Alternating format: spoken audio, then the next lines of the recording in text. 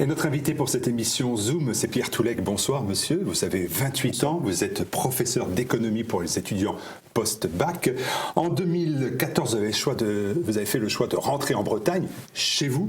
C'est important parce que vous avez pris la défense de l'avenir de la Bretagne, notamment en créant la même année une association qui s'appelle Art Franquise, pour ne pas me tromper, la route de la liberté. C'est une association qui revendique sa défense de la culture celte. Mais vous n'avez pas que cela comme sujet de prédilection, et notamment... Effectivement, parce que vous avez beaucoup voyagé, notamment aux États-Unis. Vous avez participé aux campagnes républicaines de Mitt Romney et de Ron Paul.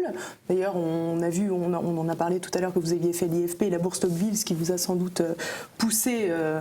Dans ses intérêts tout particuliers. Avant votre retour en Bretagne, justement, vous avez été engagé dans cette campagne présidentielle, notamment plus en 2012, visiblement. Comment aujourd'hui regardez-vous la nouvelle campagne qui est en train de se dérouler pour succéder à Barack Obama ? Alors, il y a beaucoup de gens dans cette campagne. C'est assez compliqué de savoir ce qui va réellement se passer. Aujourd'hui, c'est principalement un concours de popularité quand on regarde les sondages. C'est pour ça que Jeb Bush et Donald Trump sont en avant dans les sondages. C'est pour une raison très simple, c'est qu'ils sont les plus connus. Donc, les électeurs qui n'ont pas encore eu le temps d'être informés de réellement qui est candidat dans ces primaires vont simplement répondre le nom qu'ils connaissent le plus. Et donc, c'est pour ça que ces deux personnes sont en premier dans les sondages. Mais il y a de très grandes chances que ça change dans les prochaines semaines et les prochains mois. Alors, il y a une chose qui est très intéressante, c'est qu'on parle souvent des oligarques en Russie. Et en réalité, ce que vous êtes en train de nous dire, c'est que c'est un concours de popularité qui très rapidement se transforme en concours de finances finalement. Quel regard justement vous portez sur ces deux hommes que vous avez cités, Donald Trump et également Jeb Bush, et quels atouts et handicaps voyez-vous chez ces deux personnalités ? Alors avant ces deux personnalités, il y a une chose qu'il faut bien se souvenir aux États-Unis, c'est que les primaires ne se font pas d'un seul coup dans les 50 États en même temps. L'intérêt de ce système, c'est justement que ça favorise aussi les candidats qui ont peu de moyens, qui vont pouvoir faire campagne en Iowa, au New Hampshire, en Caroline du Sud, en Floride, etc. En étant beaucoup plus centré sur ces États-là, ça fait que les gros candidats qui ont d'importants moyens ont pas moins de chance, mais sont moins favorisés qu'ils ne l'auraient été s'il n'y avait pas eu ce système des États différents, quoi. Et pour revenir justement à ces deux candidatures, Jeb Bush et Donald Trump, comment analysez-vous ces deux personnalités ? Alors, Donald Trump, c'est un personnage qui plaît parce qu'il a un langage franc. Le problème, c'est qu'il arrive à avoir un langage franc en ne disant pas grand-chose. C'est-à-dire que son programme reste toujours inconnu. Nous savons que c'est un ami très proche des Clinton, qu'il a toujours milité pour des idées très à gauche, et le fait qu'il ait fait fortune ne veut absolument pas dire qu'il est de droite, puisque aux États-Unis, dans l'immense majorité, les gens les plus riches, en particulier les millionnaires et les milliardaires, ont tendance à voter démocrate. Donc c'est vraiment sa manière de parler qui plaît plus que ce qu'il propose. Dans le cas de Jeb Bush, son frère, l'ancien président Bush, reste relativement populaire auprès de l'électorat républicain, ce qui lui permet aussi d'avoir des soutiens. Mais aujourd'hui, en particulier après les Tea Party de 2009, 2010, 2011, la demande est beaucoup plus de liberté au sein du Parti républicain, avec un message beaucoup plus libéral que ce que Jeb Bush et Donald Trump propose aujourd'hui. Donc il y a de grandes chances que ces deux candidats diminuent dans les sondages et que des candidats plus libéraux tels que Ted Cruz ou Rand Paul montent et aient une chance de remporter les premières primaires en début 2016. La question que posait Élise Blaise est intéressante. Dans le camp républicain, que ce soit Jeb Bush, que ce soit Donald Trump, mais aussi dans le camp démocrate avec Hillary Clinton, on a bel et bien des oligarques au pouvoir. Absolument. Qui revendiquent le pouvoir. Absolument. C'est un vrai problème. C'est un problème qui est lié au système économique mondial dans lequel on vit. C'est-à-dire que ces oligarques sont des gens qui soutiennent le système économique tel qu'il fonctionne, avec une banque centrale américaine extrêmement puissante dans le monde entier, la domination du dollar qui est basée sur une monnaie qui elle-même est une monnaie de singe, c'est-à-dire qu'elle n'a de valeur que si les gens leur en donnent, qui n'a pas de valeur intrinsèque. Autrement dit, l'ensemble du système financier, que ce soit en Amérique du Nord, en Europe, mais aussi en Asie, avec la Chine en particulier et le Japon, on se retrouve dans un système financier où l'État et les banques travaillent main dans la main. Autrement dit, plus vous êtes proche de ces banques et du pouvoir de l'État, plus vous avez la possibilité de conserver le pouvoir. Allez, on revient dans votre Bretagne natale qui vous tient à cœur puisque vous avez fondé, je l'ai dit, en décembre 2014 une association intitulée Entar Frankis, c'est-à-dire la route de la liberté. Vous êtes un militant, un cadre du parti breton et vous vous définissez, vous avez déjà esquissé la chose en parlant des élections américaines, vous vous définissez vous comme un libéral en guerre contre le collectivisme. Et alors je voyais les vidéos que vous mettez sur YouTube, le collectivisme pour vous c'est l'ennemi. Pas que le collectivisme, c'est-à-dire que quand on parle de collectivisme, on a tendance à penser vraiment à l'extrême gauche. Le problème, c'est qu'aujourd'hui, nous vivons dans une société collectiviste. Aujourd'hui, tous ceux qui se déclarent comme étant de droite, finalement, ont exactement le même discours que la gauche. Alors moi, j'appelle ça en France le FNLRPS. C'est 3 partis politiques, mais un seul programme. Et tous veulent la même chose. Alors vous avez le PS et les Républicains qui, eux, disent la Banque Centrale Européenne doit avoir plus de pouvoir et doit créer de l'argent et doit créer de l'inflation. C'est-à-dire nous voler notre argent que nous avons dans notre poche pour favoriser les banques qui vont pouvoir prêter de l'argent à des taux inférieurs et en gagner plus de leur côté. Et le Front National veut faire exactement la même chose. La seule différence entre les deux, c'est que le Front National ne veut pas le faire au niveau européen, il veut le faire au niveau français. Mais sinon, économiquement, on est vraiment dans la même situation. Et donc vous pensez que Républicain égale PS égale FN, ça fonctionne ?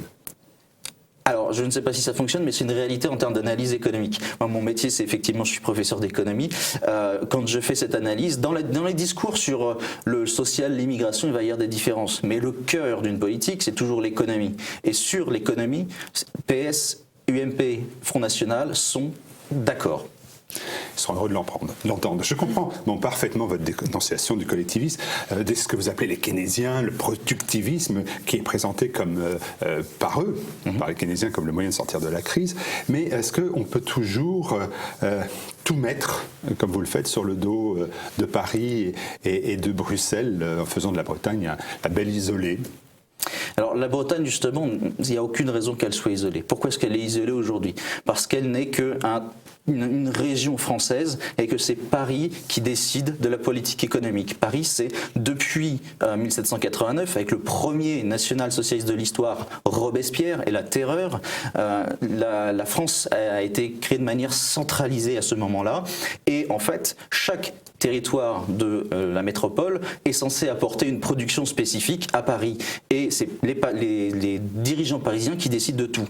Du coup, on se retrouve avec une Bretagne qui produit bien trop de produits agroalimentaires, par exemple, comparé à ses propres besoins, et où toutes les infrastructures, et en particulier les infrastructures portuaires, ont été complètement abandonnées. Parce que pour la France, ces infrastructures bretonnes n'ont aucun intérêt. Donc Paris va promouvoir Le Havre, Bordeaux, Toulon, et alors que la Bretagne est, si vous regardez dans l'arc atlantique, la Bretagne est au cœur de l'arc atlantique. Il y a Brest, il y a Saint-Nazaire à qui on donne la construction du Mistral pour que les chantiers puissent vivre, avec les conséquences que l'on sait. Mais enfin bon, ça donne du travail à Saint-Nazaire. On ne peut pas dire que Paris a abandonné la Bretagne. Alors, la Turballe est toujours le second port sardinier de France. Alors c'est justement ce que vous venez de dire, c'est très intéressant. Vous dites la France n'a pas abandonné la Bretagne. La France impose des plans à la Bretagne et c'est Paris qui décide par des contrats notamment militaires effectivement qu'est-ce que la Bretagne doit produire. C'est-à-dire toutes les questions de libre marché sont mises au placard. Ce ne sont pas les Bretons en fonction des consommateurs et en fonction de ce que les investisseurs veulent créer qui est créé, c'est en fonction de ce que les élus à Paris décident. Donc nous sommes bien dans une politique collectiviste. Il ne vous a pas échappé que les élus bretons peuvent venir à Paris, que M. Le Drian est à Paris et puis en Bretagne. Absolument, mais le problème... Ils peuvent venir, ils peuvent s'exprimer. Alors vous avez raison. Le problème, c'est qu'on se retrouve dans un pays centralisé. Il n'y a aucune démocratie à travers le monde entier qui a autant de centralisation, avec une seule unité politique pour 66 millions d'habitants. Les plus importantes derrière, c'est l'Angleterre, avec un Royaume-Uni qui est quand même très fédéraliste aujourd'hui, donc l'Angleterre avec 53 millions d'habitants. Après, vous avez l'État de Sao Paulo au Brésil, et vous avez ensuite la Californie et le Texas, qui sont tous des États avec beaucoup moins de centralisation et beaucoup moins de dépendance vis-à-vis de la capitale. Et c'est c'est ce collectivisme français qui impose d'avoir toujours une politique planifiée, et quels que soient les élus qu'on envoie, de toute façon ils n'ont pas le choix, c'est soit ils continuent sur une politique collectiviste planificatrice, soit ils remettent en cause le concept même du national-socialisme tel qu'il a été défini par Robespierre et Napoléon Ier. Alors si on s'intéresse à un sujet un peu plus précis, c'est celui du monde paysan qui est en grande difficulté aujourd'hui, notamment dans l'Ouest. On a vu de nombreuses manifestations. Est-ce que là encore, vous attribueriez toutes les responsabilités à Paris aux décisions centralisées comme vous venez de nous l'expliquer? Absolument. C'est-à-dire que ce qui se passe avec l'agroalimentaire breton, c'est que vous avez une production qui a été promu, mais qui n'était absolument pas lié au marché ni aux exportations. C'était Paris et Bruxelles qui disaient la Bretagne doit produire de l'agroalimentaire et doit massivement le faire, et avec des aides à l'exportation, etc. Ce système a fini par tomber en ruine. L'Union européenne a décidé de cesser de financer les exportations, ce qui est absolument logique. Il est absurde de vouloir financer les exportations. Et aujourd'hui, ce que les professionnels de l'agroalimentaire breton demandent, c'est pas le retour de ces aides, c'est d'arriver enfin dans une économie de marché où enfin ils pourront vendre et produire tel qu'ils le veulent en fonction des souhaits des consommateurs. Est-ce que vous croyez que c'est pas un peu antagoniste ce que vous venez de nous dire? Parce que justement, s'ils voulaient produire et créer comme ils l'entendaient, ils n'étaient pas obligés d'accepter les aides. Le problème, c'est que toutes ces entreprises payent énormément de charges, énormément d'impôts, et nous-mêmes, consommateurs, nous payons tout cela. Donc nous sommes dépendants de la redistribution de l'État et de l'intervention très importante de Paris pour redonner de l'argent, puisqu'on nous prend tellement, on nous prend 46% du PIB, c'est le taux, c'est l'ensemble des impôts et des taxes sur les citoyens français de manière générale, et il faut bien à un moment donné qu'on les ait pour pouvoir les réutiliser. Or, comme Paris met avec des réglementations et des décisions politiques et économiques centralisées, les agriculteurs n'ont plus le choix, ils sont obligés d'obéir à toutes ces lois.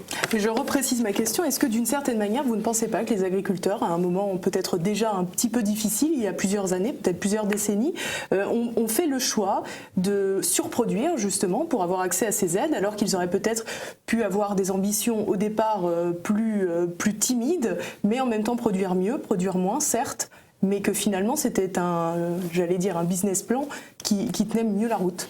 Puisqu'aujourd'hui on voit que les producteurs qui produisent moins et qui produisent mieux souffrent beaucoup moins de la crise du monde paysan par rapport à ceux qui font de la surproduction dans normalement des usines porcines, comme on le voit beaucoup dans l'Ouest. Alors, vous avez partiellement raison, effectivement, il y a eu une connivence à un certain moment, mais quand on vous prend votre argent et qu'on vous dit on vous le rendra uniquement si vous faites comme nous on vous demande, tout ce monde de l'agroalimentaire paysan se retrouve avec une arme sur la tête, sur la tempe depuis 70 ans. Les Bretons n'ont pas eu le choix. C'est pour ça qu'on a une telle surproduction agroalimentaire et qu'on se retrouve avec les problèmes de pollution et d'algues vertes.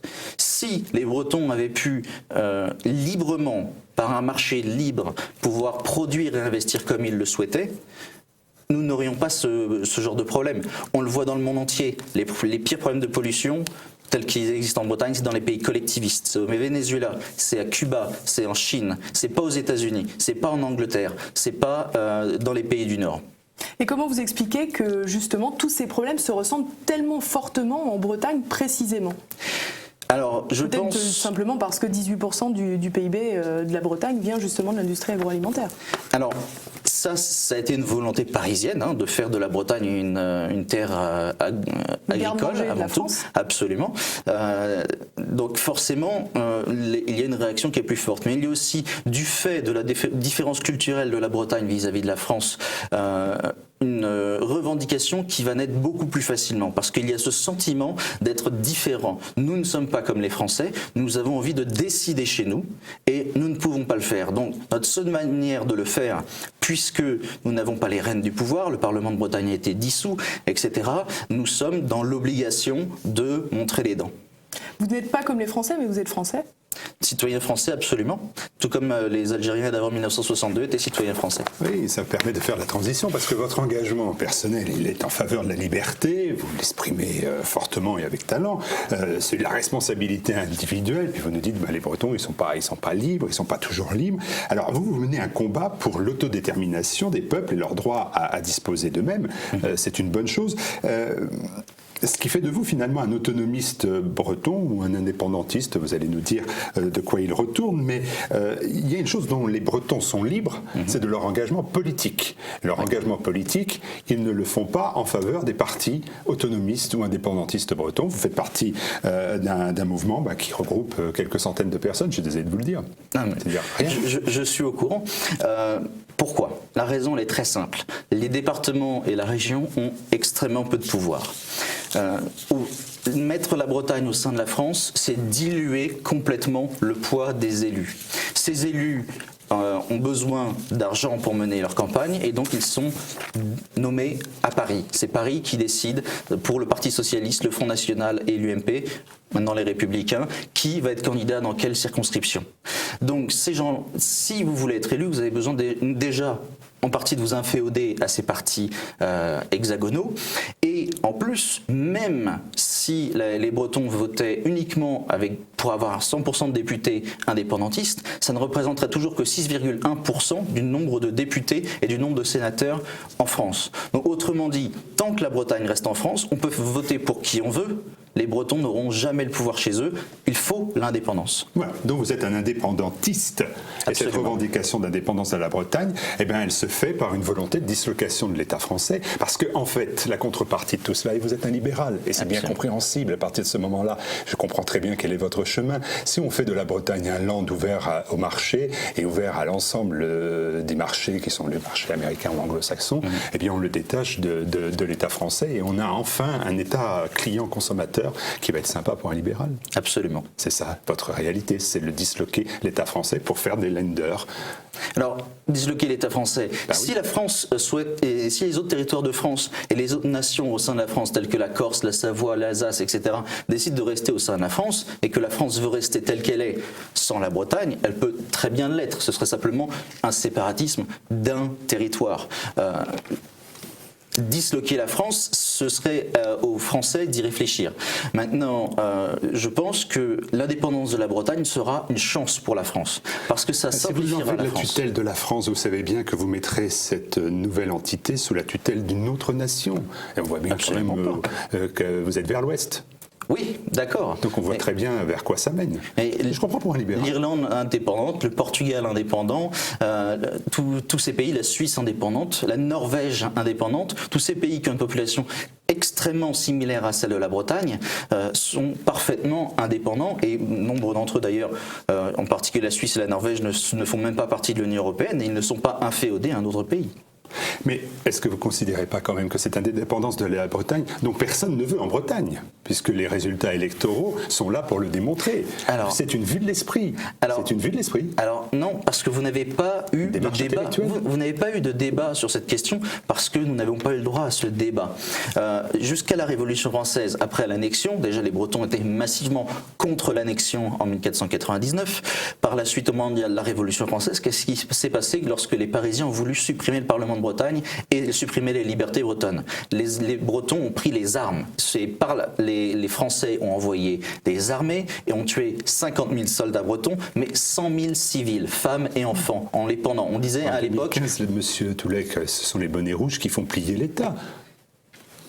Pour quelque chose comme l'écotaxe, c'est extrêmement limité. Ce qu'il faut, c'est que les élus bretons puissent à 100% décider de 100% des lois qui sont décidées en Bretagne et que aucune voix française ne puisse décider en Bretagne. Ce qui sera formidable d'ailleurs dans cette nouvelle entité de bretonne, c'est qu'elle sera profondément de gauche, puisque la région, les départements, les grandes villes de Bretagne, je pense notamment à Rennes et à Nantes, il faudra d'ailleurs décider quelle est la capitale de la Bretagne, mais ça je vous laisse faire un référendum, je suppose, sur ce genre de questions. c'est profondément une terre ancrée à gauche, donc vous allez offrir une identité à la gauche. Alors, la Bretagne, historiquement, a toujours été plutôt de droite, justement par rejet de la République, jusqu'au début des années 2000, en fait. C'est à la fin des années 1990 que la gauche a commencé à monter, et pour la première fois, ils ont gagné le pouvoir à la région en 2004. Mais est-ce que ça a vraiment changé quelque chose entre les socialistes de droite qu'il y avait avant avec l'UMP et le RPR, ou avec les socialistes de gauche? Ça ne change rien. Le problème est que nous avons besoin de récupérer nos propres pouvoirs, et je peux vous assurer que les Bretons ont commencé à voter à gauche simplement parce que les Français, les élus français RPR, UMP, ont abandonné les questions bretonnes, ont refusé de favoriser la Bretagne et de défendre les questions bretonnes. Deux petites questions rapides. Vous êtes professeur d'économie, vous considérez que votre projet d'indépendance de la Bretagne, c'est économiquement viable? C'est avant tout pour ça que je suis indépendantiste. La question de la langue est effectivement importante, la question de la culture l'est aussi, mais vous avez présenté Nenta Frankis au début comme une série qui s'oriente avant tout sur la culture celte. Pas du tout. Notre travail, il est économique. Et ma conviction pour une Bretagne indépendante, elle est économique. La culture celte que j'ai et que je partage avec tous mes concitoyens bretons, c'est une question supplémentaire, mais dont nous ne nous occupons pas chez Nenta Frankis. D'accord. Et puis une dernière question, je voulais poser, j'ai dit que ce sera un référendum, mais c'est Nantes ou c'est Rennes, la capitale? J'avais dit à M. Mélènec, qui est aussi un indépendantiste breton, que les Parisiens pensaient que c'était plus Dinard ou La Baule. Mais c'est Nantes ou Rennes? C'était une boutade, bien sûr. Alors, il existe beaucoup de pays dans le monde qui ont plusieurs capitales.